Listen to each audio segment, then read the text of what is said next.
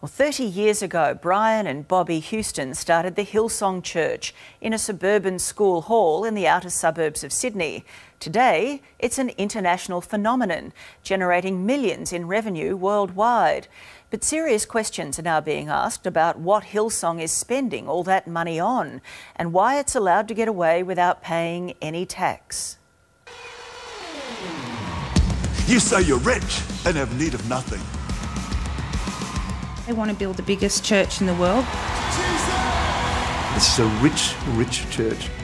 Money is a corrupting thing, and the love of money destroys families, it destroys homes. But you have an eternal hope, that heaven is your home. And what a powerful promise that is. What could you do with 55 million? God, what we could do with that. When you claim you're from God, what other higher authority can you work with? If they say they're not doing the wrong thing, just prove it. There's money to be made in Jesus, lots of it. One cash offering of $7.7 million. And the best part is, it's all tax-free. Everybody say taxes. Who wouldn't like to start up an organisation that gives you eternal life and freedom from taxes as well? Tonight, the truth about the Hillsong Church and how they're taking ordinary Aussie taxpayers for a ride. People are really starting to ask questions about why they're going to work and paying tax, and, you know, these guys are going to work and not paying any at all. We'll reveal the tax-free millions this mega church is making, the lavish lifestyles of its founders, Brian and Bobby Houston, and we've got the documents that show where all the money is really going.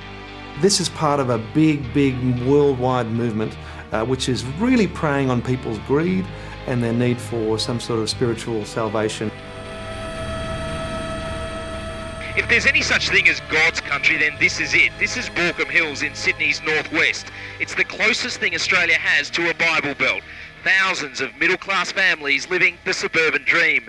And down there, smack bang right in the middle of it, is Hillsong headquarters, a $25 million monstrosity that looks more like an entertainment centre than a church. Other Hillsongs have sprung up in Melbourne and Brisbane, where police are needed to manage the huge crowds who come every weekend. Inside, it's all about the show. There's rock music, huge video screens, and its charismatic frontman, Brian Houston. Believe for the favour and grace of God on your life. That's what I believe. What sort of person is Brian Houston? He's a very slick creation of his own making, I think. He would have been successful in almost any business, but he found Christianity, and that's been his real bonanza, I think.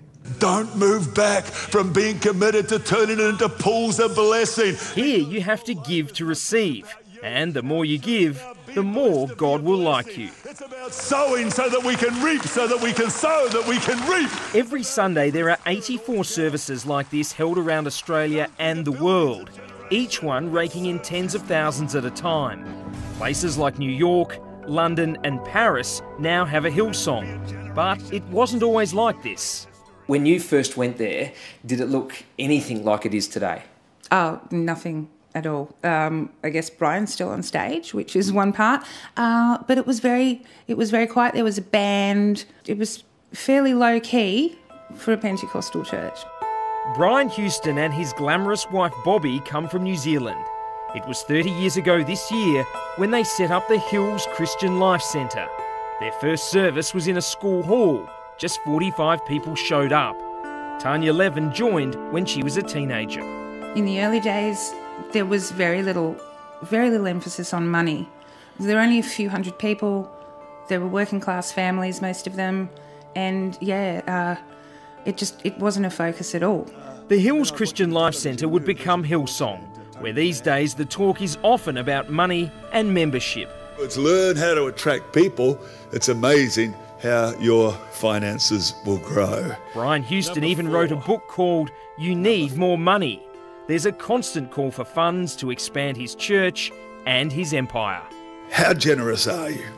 How generous are you? They're very explicit about what they want. They want to recruit more people and they want to raise as many funds as possible, because the more people that you have in, the more opportunity to fundraise.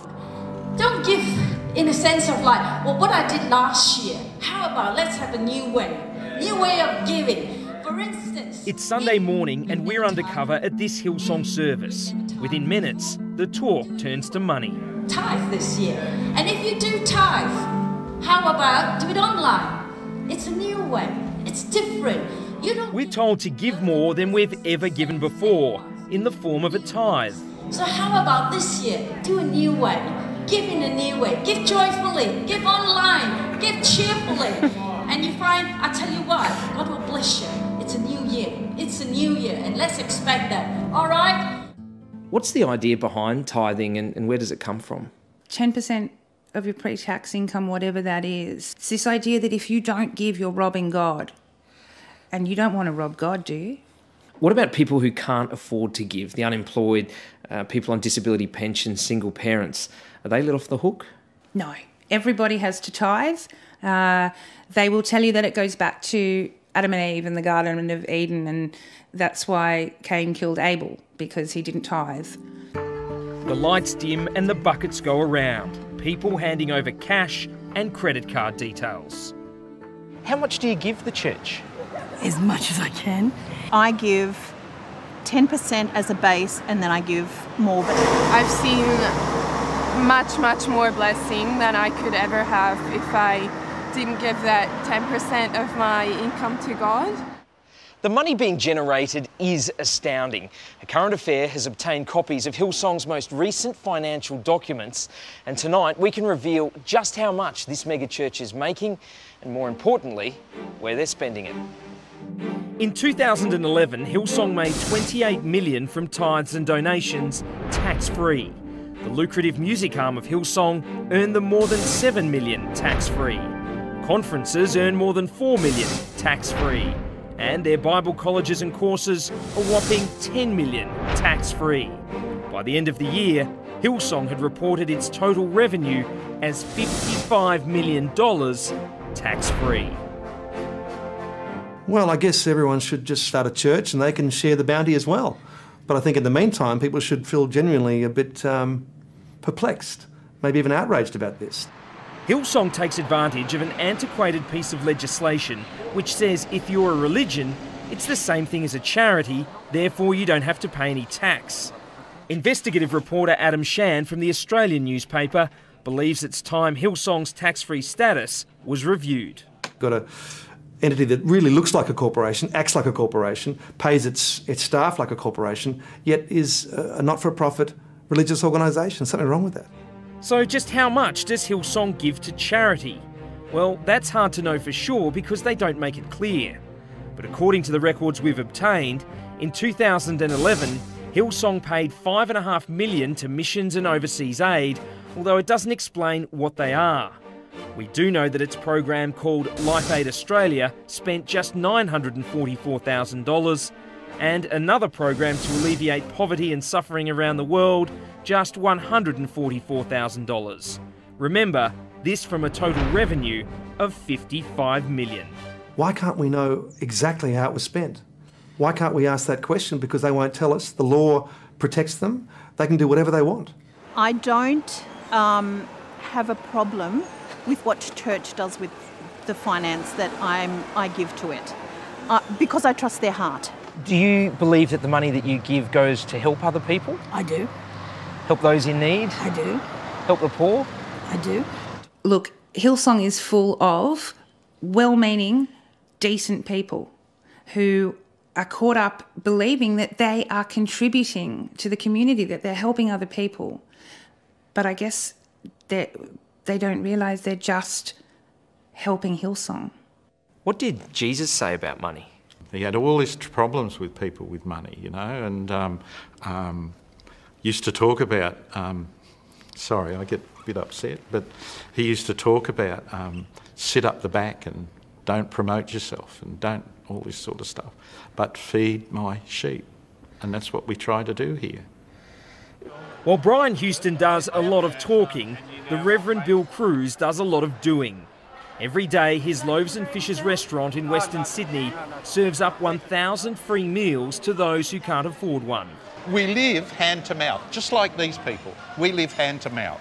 And if we had millions of dollars coming through, we'd spend it, because this is for, these people who come here are the poorest of the poor, the most needy, the most distressed. They're homeless, they're in and out of hospital, they're sick, all of these sorts of things. They need all this hope. Bill Cruz believes that unless Hillsong spends its money directly on charity, then it should be made to contribute like the rest of us. Well, I think it should be taxed. If it doesn't go to help the poor, the amount of money that come in should be taxed like anything else. It's a business just like anything else. As the corporate prayer of believers together. It's not just Hillsong. Phil Pringle's C3 Pentecostal Church pulled in $13 million in Sydney alone. Scientology earned $17 million, and the Seventh-day Adventists $70 million in the South Pacific region. Every year, more than $30 billion leaks out of the tax system to these not-for-profits, or the expense of these not-for-profits. At this time, where we're in, deficit budgets, and we're seeing hospitals, roads, schools, their budgets being cut, this is money that could be going towards that. And I don't think it would harm Hillsong or any of the other churches to pay their fair whack like everybody else does, or at least should do in this system. It says, render therefore to all their due. Taxes. Everybody say taxes. Taxes, to whom taxes are due. How would you describe the lifestyle of Brian and Bobby Houston? Oh, it's got to be just short of Jana Reinhardt. It's a luxurious lifestyle. It's an international, cosmopolitan, celebrity lifestyle.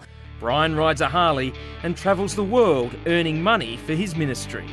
When Brian Houston goes to speak at foreign churches, he's given what they call love offerings, which often can be, piles of cash that he carries away in a suitcase. The tax office has no idea about that. He's not asked to account for that in any way.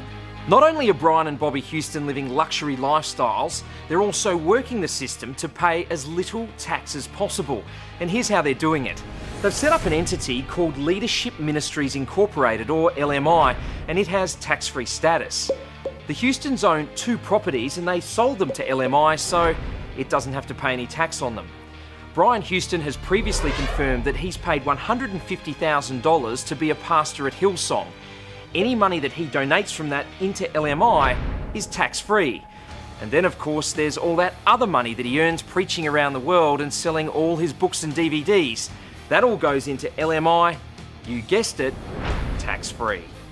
Depending on its balance each year, but at times it's been $1 million tax-free expense account for the Houstons. Do you think they're entitled to that tax-free lifestyle? Of course not. It's quite similar to a pyramid scheme where they're making money out of other people's hard work, and the more people they can have under them working for them to promote them, the more they profit, and they profit hugely, and they profit internationally as well.